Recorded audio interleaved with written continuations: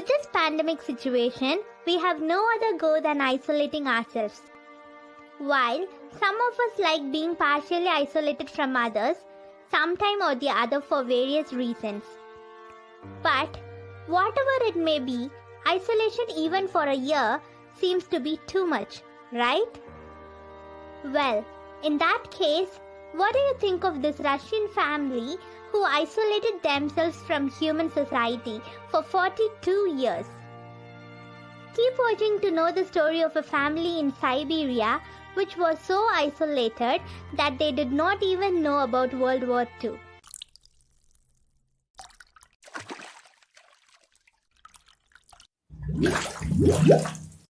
Siberia is known to be one of the most sparsely populated regions on Earth.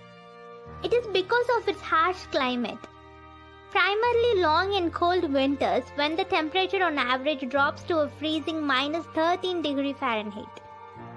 However, there are people out there who live there despite or because of the lack of civilization. One such Russian family became famous worldwide for having lived almost throughout the whole 20th century far away from civilization in the Siberian taiga, Abakan district.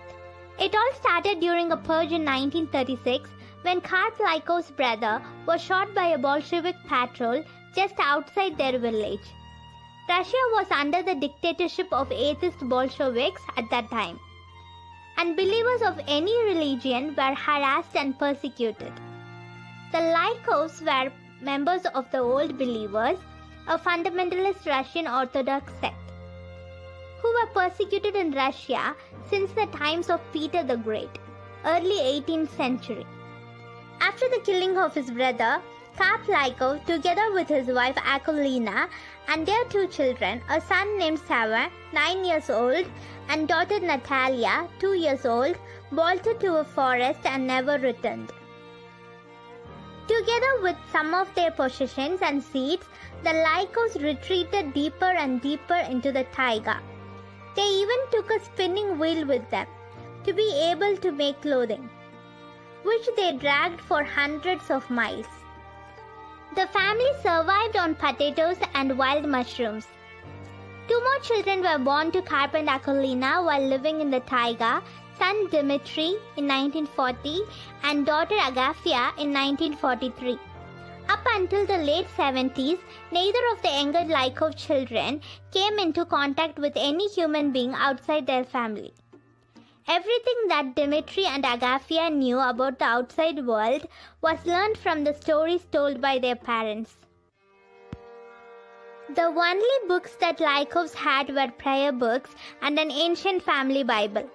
Akolina, the mother of the children, taught her children to read and write using the Gospels. Sharpened birch sticks dipped into honeysuckle juice were their pen and ink.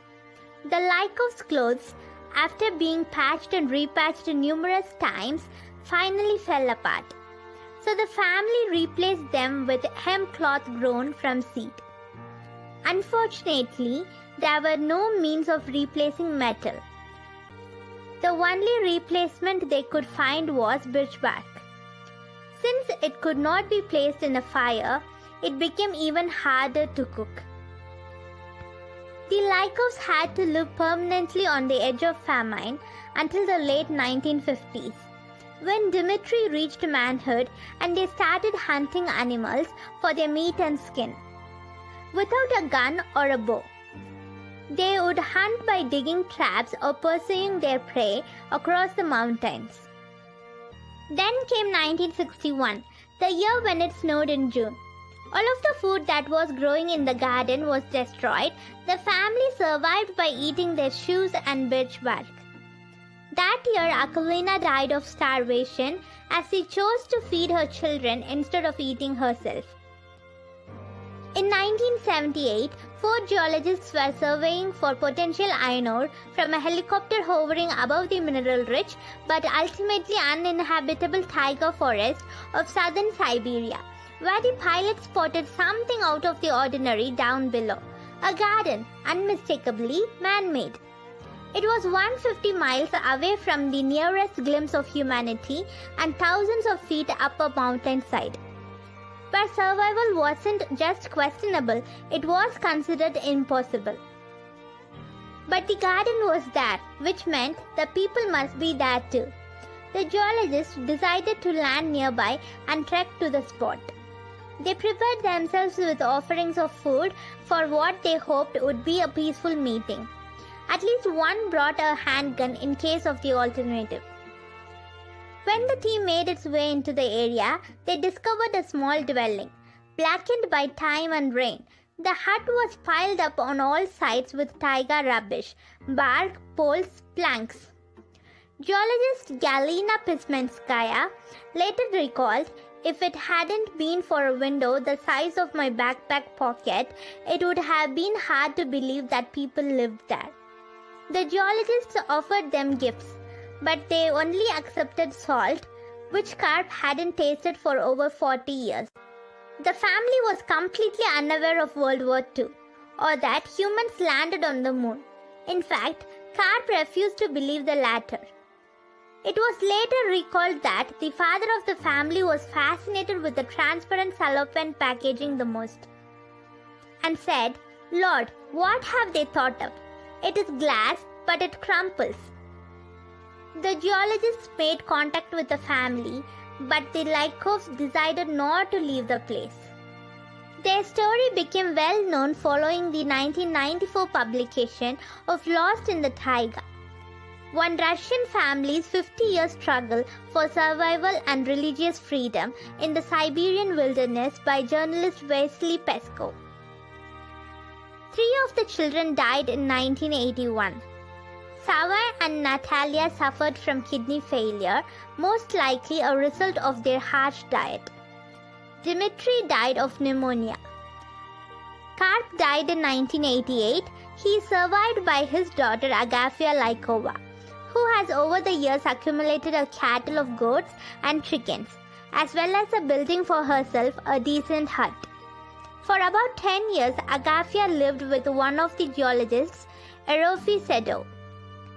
She has remarked to Vice News on his uselessness and how she must supply him with water. Erofi died on May 3, 2015. In that same year, she received a helper, 53-year-old Georgy Danilov from Orenburg, who came to her residence answering an open letter she had written requesting such. In 2016, she was airlifted out to a hospital in Tashtagol, Russia, from her remote location near Kazakhstan's and Mongolia's borders. Her condition is related to cartilage deterioration in her lower extremities. Agafia was treated at a hospital in Tashtagol and has since returned to the wilderness, where she still lives as of 2019. Since Karp's death in 1988, Agafia remains the last of Lykovs. She is still in isolation, though she is far more accepting of outside help than her family had been for decades.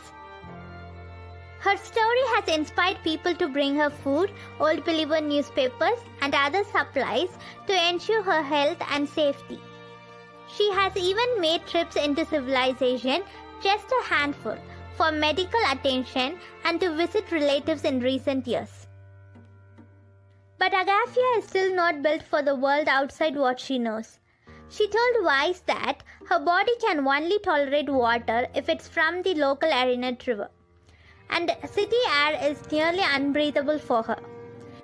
Even the bag of seeds she receives from outsiders bear a reminder of the evils of modern life, the barcode which Old Believers see as the mark of the devil. "It's the stamp of the Antichrist," she told Vice. "People bring me bags of seeds with barcodes on them. I take the seeds out and burn the bags right away and then plant the seeds. The Antichrist stamp will bring the end to the world."